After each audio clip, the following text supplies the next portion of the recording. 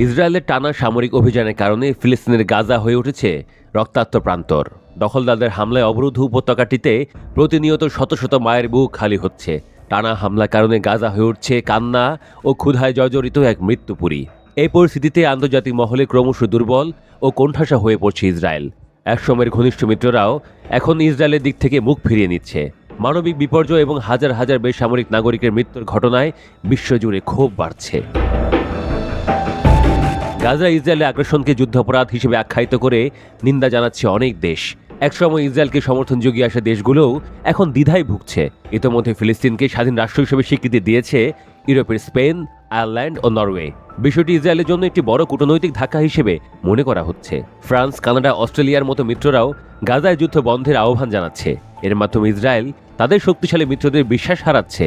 এর মাধ্যমে আন্তর্জাতিক মিত্রদের কাছ থেকে বিচ্ছিন্ন হয়ে যাওয়ার আশঙ্কায় নেতানিয়াহুর দেশ। এবার ফিলিস্তিন রাষ্ট্রকে স্বীকৃতি দেওয়ার চূড়ান্ত সিদ্ধান্ত নিয়েছে লুক্সেমবার্গ।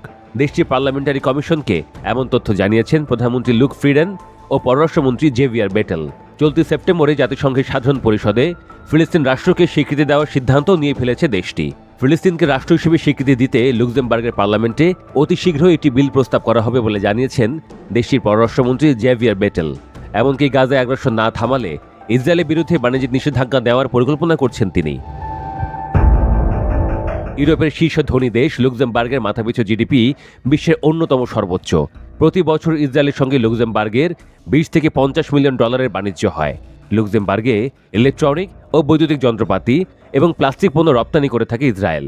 অন্যদিকে ইসরায়েলে লৌহজাত রেলওয়ে পণ্য, বিমান এবং মহাকাশযান যন্ত্রাংশ রপ্তানি করে লুক্সেমবার্গ। বাণিজ্যের পরিমাণ কম হলেও লুক্সেমবার্গ ইসরায়েলি কোম্পানিগুলোর জন্য ইউরোপীয় ইউনিয়নের বাজারে প্রবেশের একটি গুরুত্বপূর্ণ প্রবেশদ্বার হিসেবে কাজ করে।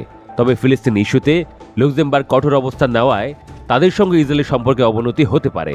আর তেমনটি হলে ইউরোপের বাজারে প্রবেশ করা ইসরায়েলের জন্য কিছুটা কঠিন হয়ে উঠবে। এদিকে আগামী 22 সেপ্টেম্বর নিউ ইয়র্কে জাতিসংঘের সাধারণ পরিষদের অধিবেশনে ফিলিস্তিনকে স্বীকৃতির বিষয়ে সৌদি আরবের সঙ্গে যৌথভাবে একটি বৈঠকের আয়োজন করতে যাচ্ছে ইসরায়েলের মিত্রদেশ ফ্রান্স। ইসরায়েলকে গাজায় যুদ্ধ বন্ধ করতে দীর্ঘদিন ধরে চাপ দিয়ে আসছে ফ্রান্স। তবে ইসরায়েল তাতে কানে না তোলায় এ পদক্ষেপ নিচ্ছে দেশটি। ফিলিস্তিন ইস্যুতে অস্ট্রেলিয়া, কানাডা, বেলজিয়াম এবং যুক্তরাজ্যের মতো মিত্রদেরও সমর্থন হারিয়েছে ইসরায়েল। কিছু শর্তে ফিলিস্তিনকে স্বীকৃতি দেওয়ার পরিকল্পনা জানিয়েছে এই দেশগুলো। এছাড়া চলতি বছরের এপ্রিল পর্যন্ত জাতিসংঘের প্রায় মোট 147টি সদস্য দেশ ফিলিস্তিনকে রাষ্ট্র হিসেবে ইতিমধ্যে স্বীকৃতি দিয়েছে। এতে করে আন্তর্জাতিক মহলে ফিলিস্তিন ইস্যুতে কঠিন চাপের মুখে পড়েছে দখলদার ইসরায়েল।